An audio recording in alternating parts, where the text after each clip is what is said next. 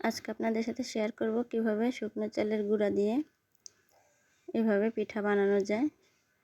ভিডিওটি স্কিপ না করে অবশ্যই দেখবেন। দুর্দান্ত পিঠা রেসিপি। আসসালামু আলাইকুম, কেমন আছেন সবাই? আশা করি ভালোই আছেন। আলহামদুলিল্লাহ, আমিও ভালো আছি। আমি কিন্তু এখানে পানি নিয়ে নিয়েছি কড়াইতে। পানিটা কিন্তু দেখেন আমার গরম হয়ে গেছে। আমি কিন্তু লবণ দিয়ে দিয়েছি। পানিটি এখন কাই কেটে নিব। শুকনো চালের গুঁড়োগুলো দিয়ে দিচ্ছি। এখন কিন্তু এই চালের গুঁড়ার কাই দিয়ে দিচ্ছি। আমি কিন্তু এখানে 1.5 বাটি পরিমাণ চালের গুঁড়া দিয়ে দিয়েছি। এই চালের গুঁড়াটা কিন্তু খুব ভালো করে সিদ্ধ করতে হবে, তা না হলে কিন্তু পিঠা বানাতে গেলে ফেটে যাবে, যেহেতু এটা আলো চালের গুঁড়া। আপনারা চাইলে অবশ্যই আটা বা ময়দা দিয়েও বানাতে পারেন। এই পিঠাগুলি কিন্তু আসলে খুব সুন্দর এবং খেতেও কিন্তু অনেক সুস্বাদু হয়েছিল। আমি কিন্তু কাইটা কেটে নিয়েছি এবং একটা প্লেটের মধ্যে নামিয়ে নিয়েছি। অনেক গরম, তাই আমি একটা গ্লাসের সাহায্যে কাইটা কিন্তু মুথে নিচ্ছি। অবশ্যই আপনারাও এভাবেই মুথে নেবেন। এখন কিন্তু আমি হাত দিয়ে মুথে নিচ্ছি। কাইটা কিন্তু অনেক সুন্দর মুথে নিতে হবে অনেকক্ষণ ভরে, কারণ কাইটা যত সুন্দর মোথা হবে ঠিক তত সুন্দরই পিঠাটা তৈরি হবে, যেন ভিতরে কোনো দলাম না পেকে থাকে। আমি কিন্তু রেস্টে রেখে দিচ্ছি। এখন চলে যাব চুলাতে কিন্তু আমি একটা কড়াই বসিয়ে দিয়েছি এবং এখানে দিয়েছি নারকেল কুড়ানো আর এখানে গুড়। আমি কিন্তু এটা আমি কিন্তু পুর বানিয়ে নিচ্ছি নারকেল এবং গুড় দিয়ে। আপনারা কিন্তু চাইলে এখানে অন্য কিছু দিয়েও ঝাল পিঠাও বানাতে পারেন। আমি কিন্তু এখানে নারকেল কুড়ানো এবং গুড় দিয়ে পুরটা বানিয়ে নিচ্ছি। পুরটা কিন্তু একেবারে করা যাবে না, একটু নরম নরমভাবেই থাকবে, কারণ যেহেতু পিঠাটা আমরা ভাজবো তখন কিন্তু ভিতরে এটা তাহলে আরও একটু তেতো হয়ে যাবে, পুড়ে যাবে। এই জন্য আমরা এটা একটু এইভাবেই রাখবো, ঠিক এইভাবেই রাখবো। আমি কিন্তু এখন নামিয়ে নিচ্ছি। সরি আপুরা ভাইয়ারা সবাই, আমার ভিডিওটি দেখে অবশ্যই আপনারা ভুল বুঝবেন না। আমার কিছু ভিডিও স্কিপ হয়ে গেছে বা ডিলিট হয়ে গেছে, এর জন্য আমি আপনাদেরকে দেখাতে পারছি না। মানে মাঝে থেকে আমার ভিডিওটা ডিলিট হয়ে গেছে, তাই আমি আপনাদের সাথে শেয়ার করতে পারিনি। যাই হোক, ভিডিওটি স্কিপ না করে দেখতে থাকুন আর আমার ভুল ত্রুটিগুলি অবশ্যই ক্ষমা দৃষ্টিতে দেখবেন। এভাবেই কিন্তু পিঠাগুলো আমি তৈরি করতেছি। পিঠাগুলো খুব সহজে কিভাবে তৈরি করা যায় আমি সেটাই আপনাদের সাথে খুব সহজভাবে শেয়ার করছি, যাতে করে নতুনরাও এই পিঠাটি তৈরি করতে পারেন। আমার মুখাটা কিন্তু বড় হয়ে গিয়েছিল, তাই আমি আর একটা ছোটো মুখা নিয়ে নিয়েছি। আমি কিন্তু ছোটো মুখা দিয়ে কেটে নিয়েছি। দেখেন খুব সুন্দর হয়েছে। আর এই কাইটা কিন্তু আমি একটু ফুড কালার দিয়ে একটু রেখে দিয়েছি কালার করার জন্য।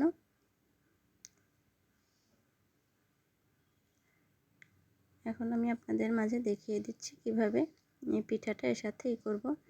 আমি কিন্তু এখানে একটু পানি আর একটু আটা বা ময়দা যাই বলেন, এখানে একটু আঠা জাতীয় বানিয়ে নিয়েছি, কারণ এখানে কিন্তু চালের গুঁড়া দিয়ে হবে না। এখানে আটা বা ময়দা দুটা দিয়ে একটু পানি দিয়ে কিন্তু এটা জয়েন্ট করে নিব, তাই পিঠাটা আর এখান থেকে খুলে যাবে না ভাজার সময়। দেখতে কিন্তু মাশাআল্লাহ দেখেন অনেকটাই সুন্দর হয়েছে। অবশ্যই আপনারা চাইলেও আপনারা ঘরে বসে এই আটা বা ময়দা দিয়ে এই পিঠাগুলো অবশ্যই বানিয়ে নিতে পারেন। আমি কিন্তু সেই নারকেলের পুরটা এখন দিয়ে দিব। মাঝখানে দেখেন পুরটা বসিয়ে দিচ্ছি। এই পিঠাটা যে তৈরি করেছি, এই পিঠাটার ভিডিওটুকু কিন্তু আমার ডিলিট হয়ে গেছে। আমি বুঝতে পারিনি আমার ভিডিওগুলো কেন যে ডিলিট হয়ে গেছে। মানে এই পিঠাটা যে বানিয়েছি সেটাও আমার ডিলিট হয়ে গেছে। এটা দিয়েও কিন্তু দেখেন আমি চতুর্পাশে আটা দিয়ে আমি এটাও এখন লাগিয়ে নিব।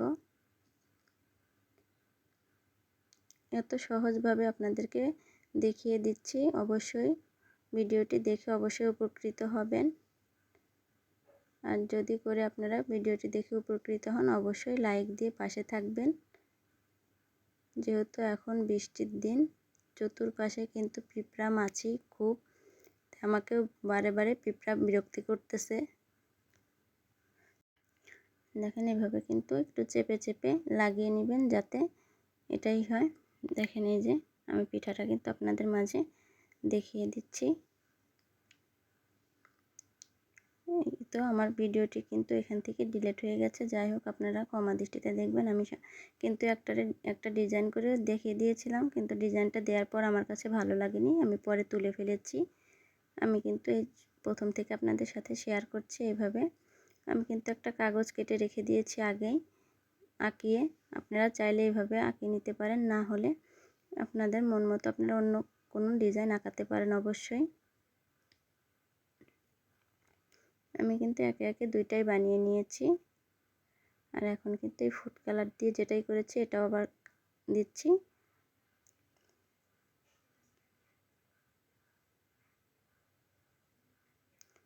যারা নতুন কোনো দিনও পিঠা বানাননি, নকশি পিঠা, অবশ্যই তারা এই ডিজাইনটা দেখলে বা আমার ভিডিওটি দেখলে অবশ্যই তারা খুব সহজে পিঠা বানাতে পারবে।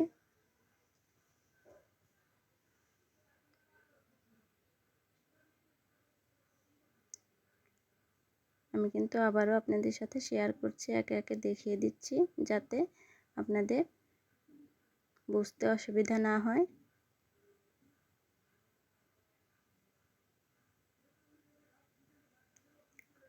আবারও দেখেন আমি কিন্তু পুর দিয়ে এটা ভরে দিচ্ছি। খুব সহজেই কিন্তু এই পিঠাটা বানানো যায়, শুধু একটা শোন দিয়ে, বা আমরা আমাদের এখানে শোন বলে জানি না, বলেন অনেক জায়গায় চিমটিও বলে। যাই হোক আমি কিন্তু শোন দিয়েই বানিয়ে নিয়েছি একটা ডিজাইন। আপনারা কিন্তু একটা শোন দিয়েই কিন্তু অনেক ডিজাইন বানানো যায়। আর আপনারা যদি আমার এই পিঠার ডিজাইনটি বা পিঠার ভিডিওটি যদি আপনাদের কাছে ভালো লেগে থাকে অবশ্যই আপনারা কমেন্ট বক্সে জানাবেন। নতুন নতুন ভিডিও পেতে অবশ্যই জানিয়ে যাবেন। দেখেন মাশাআল্লাহ কতটা সহজে আমি কিন্তু বানিয়ে নিচ্ছি। আপনারাও কিন্তু একেবারে ঘরে থাকা উপকরণগুলো দিয়েই কিন্তু এই পিঠাটা তৈরি করতে পারবেন। একে একে কিন্তু সবগুলো বানিয়ে নিয়েছি। দেখেন মাশাআল্লাহ কতটাই সুন্দর হচ্ছে। চলেন আমরা এখন ভেজে নিয়ে নিই।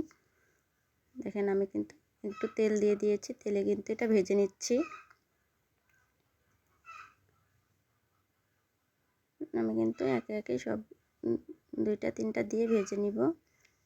আর ভাজতে গেলে কিন্তু বেশি করা যাবে না, আস্তে আস্তে এগুলো কিন্তু একেবারে লো হিটে রেখে, চুলা কিন্তু একেবারে লো হিটে রেখে ভাজতে হবে। আর উপর দিয়ে একটু তেলটা ছড়িয়ে দিচ্ছি যাতে করে উপর থেকেও এগুলো খুব তাড়াতাড়ি আস্তে আস্তে ভাজাটা হয়ে যায়।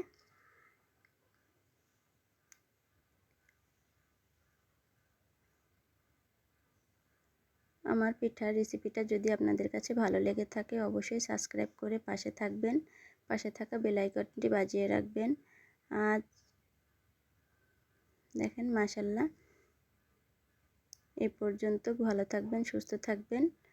আসসালামু আলাইকুম, আল্লাহ হাফেজ।